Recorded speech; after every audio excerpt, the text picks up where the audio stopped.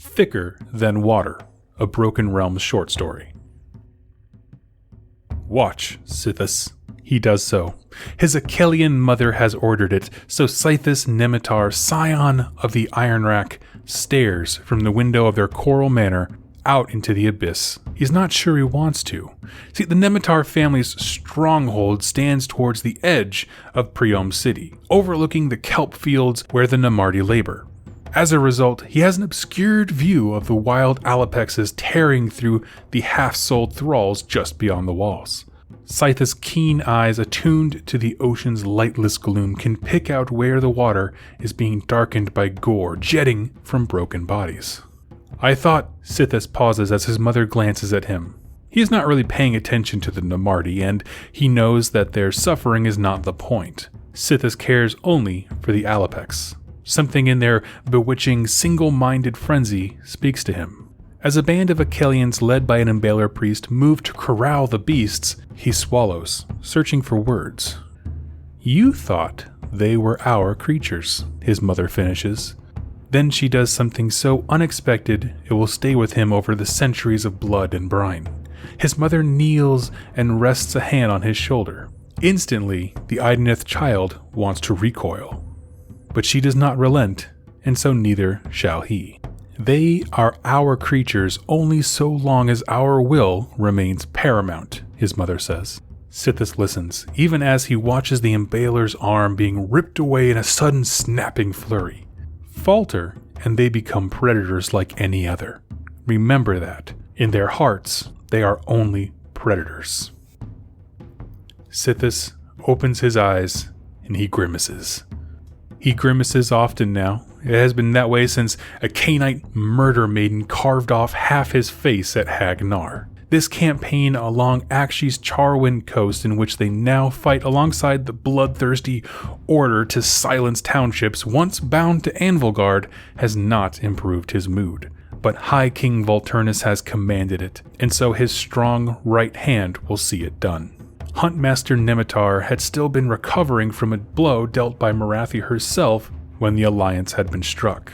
He would, unsurprisingly therefore, have argued against joining the Murder God's daughters. Yet, the Idoneth played their part in the fall of Anvilgard, and when the God King's hammer descends, it may strike against them too. To ensure that no word of their treachery, call it what it is all things considered, reaches Azir, he will go to any length. They have slaughtered 4 Sigmarite settlements now to that end. This is the 5th. Seated atop his deep mare steed, Nemitar watches the last defenders try to rally. The human soldiers can barely move amidst the crashing ether sea, while the elves are as packs of maddened Fangmoras. The daughters take their time to purge every street, screaming war oaths around their vile cauldron. The statue atop that wields the altar has already begun to subtly change, its features more reminiscent of the reborn Morathi Cain. Nemitar sees it. He wonders if the Cainites do too. His own blood-serf hunt, at least, fights with customary efficiency. The death they deal is quick, if not clean, for the Alapexes that his elite Achaeans ride are always kept ravenous. But Nemitar knows that it's not cruelty that motivates his bound beasts. They hunt because they know nothing else, and in them he sees a kindred spirit.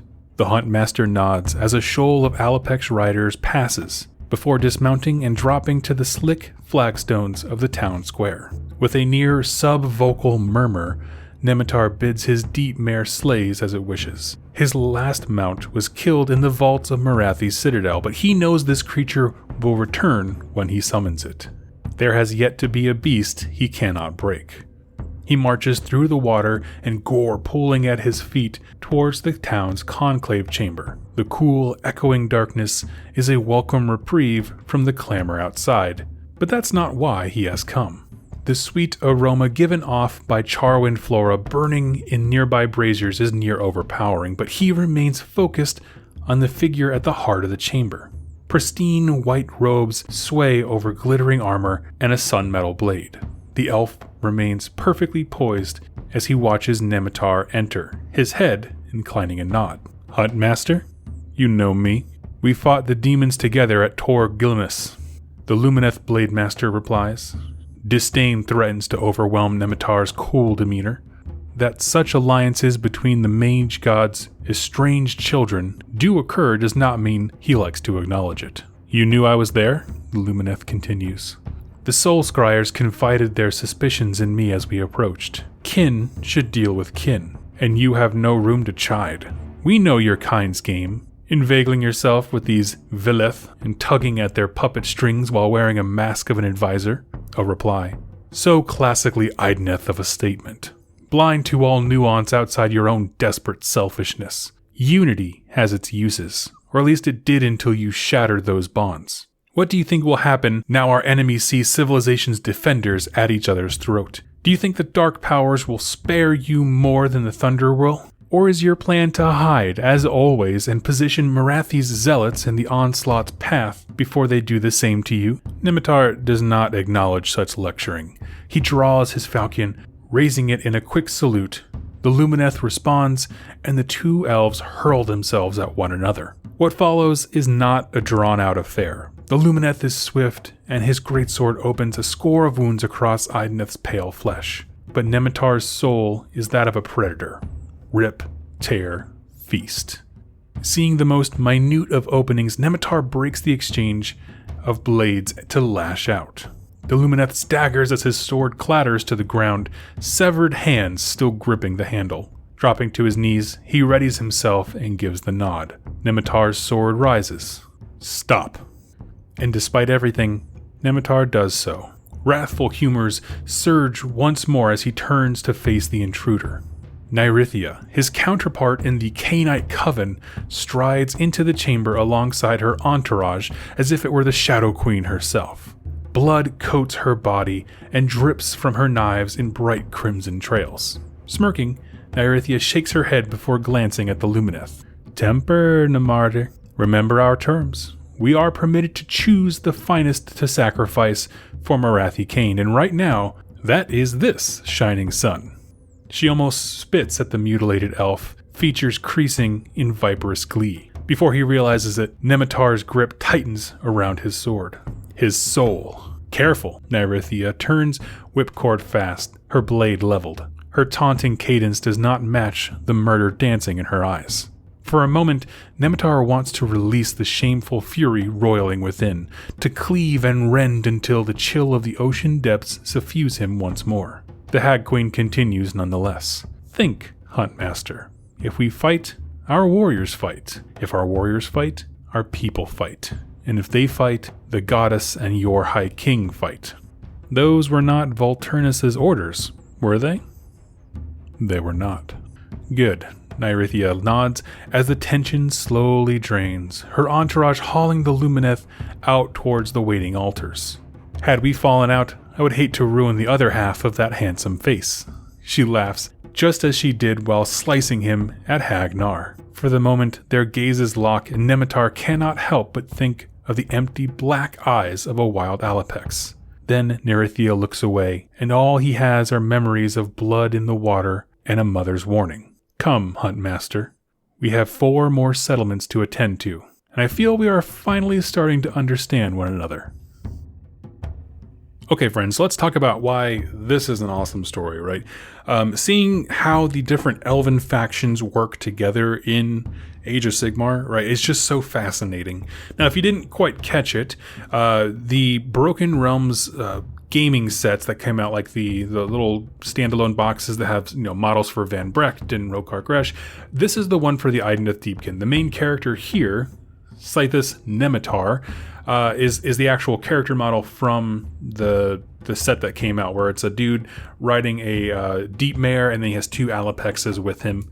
And so that's actually this character. And to be honest, I'm kind of glad this short story existed, because he didn't really do a whole lot in the actual Broken Realms Morathi book, but I do hope they carry his narrative forward and kind of breathe more life into him, like as if his role in Broken Realms Morathi was just kind of a seed to remind us that he exists so that he does more stuff later on.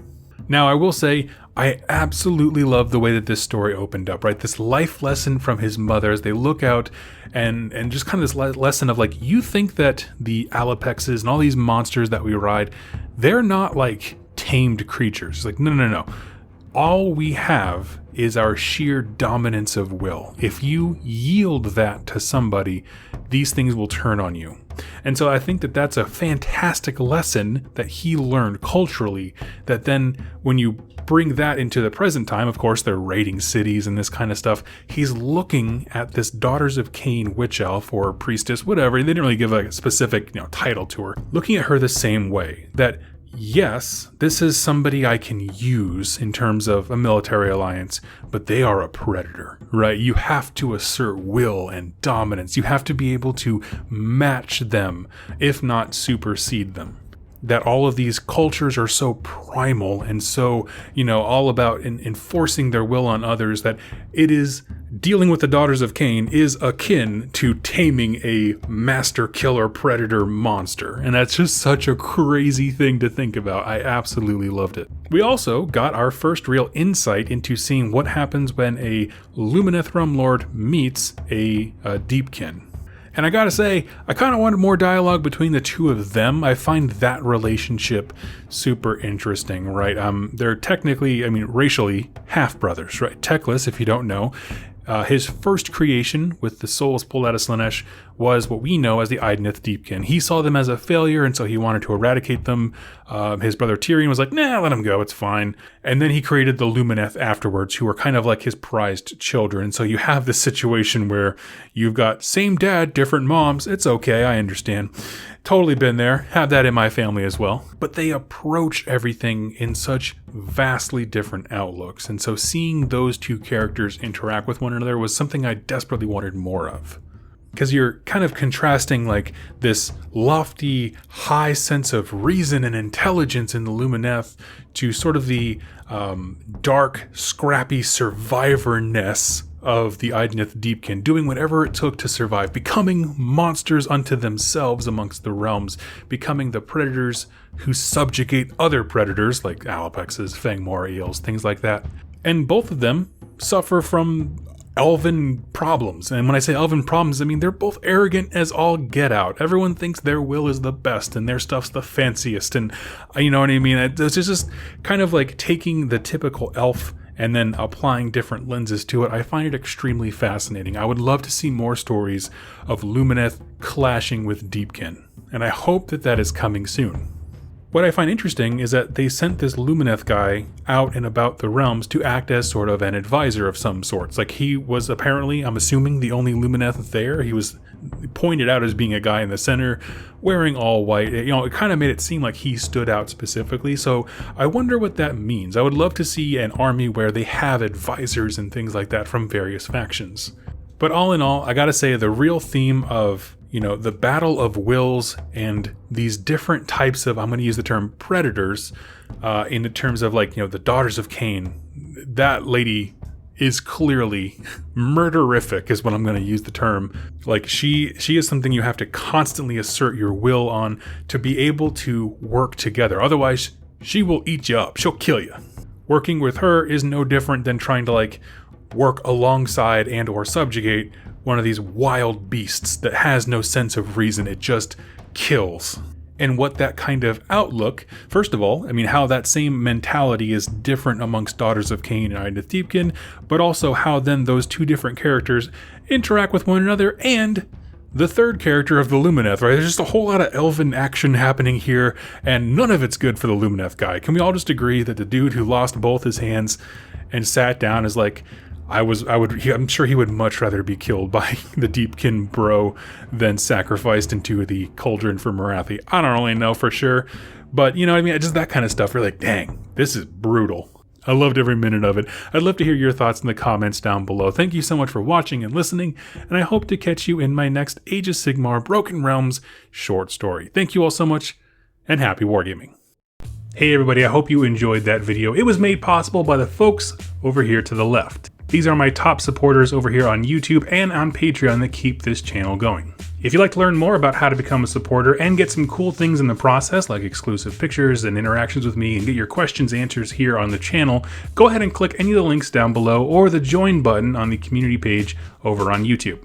Regardless of your choice, I wanted to thank you so much for joining me with this video, and I look forward to seeing you in my next one. Happy wargaming.